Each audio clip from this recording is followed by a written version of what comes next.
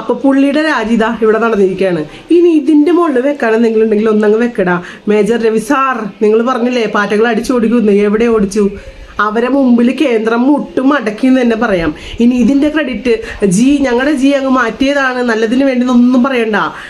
ജെൻസി പിള്ളേര് സമരം ചെയ്ത് അവർ ആ സ്ഥാനത്ത് നിന്ന് അയാളെ മുട്ടുമടക്കി താഴെ ഇറക്കി ഓടിച്ചു, അങ്ങനെ പറയണം, മനസ്സിലായോ?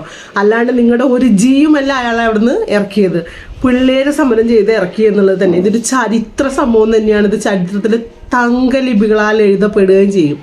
കാരണം എന്താണെന്നറിയോ, ഇതിനു വേണ്ടി സംസാരിച്ച് ഓരോരുത്തരുടെ കമന്റ് ബോക്സിലും പോയിട്ട് ചാണകം മെഴുകി വെച്ചിരുന്ന ഓരോരുത്തരുടെയും തലക്കിട്ടുള്ള അടിയാണ് ഈ രാജി എന്ന് പറഞ്ഞിട്ടുണ്ടെങ്കിൽ ഉത്തമമായ തീരുമാനം. കാരണം അവർക്ക് മനസ്സിലായി ഇയാളുടെ രാജി നടന്നില്ല എന്നുണ്ടെങ്കിൽ ഇനി ഭരണം മുന്നോട്ട് നേരെ പോകില്ല എന്നുള്ളത്. കാരണം ഒത്തും കൂടെ ഇല്ല എന്നുണ്ടെങ്കിൽ ഭരണം ഒരിക്കലും മുന്നോട്ട് പോകില്ല എന്നുള്ളത് മനസ്സിലായതോടു കൂടിയാണ് ഈ രാജിയിലോട്ട് പോയിട്ടുള്ളത്.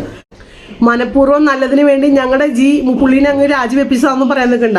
കുട്ടികൾ, ജെൻസി പിള്ളേര് പുള്ളീനെ സ്ഥാനത്ത് നിൽക്കാൻ അർഹതയില്ല എന്ന് കണ്ട് അവിടെ നിന്ന് ഇറക്കി ഓടിച്ച് വിട്ടു എന്ന് തന്നെ പറയേണ്ടി വരും.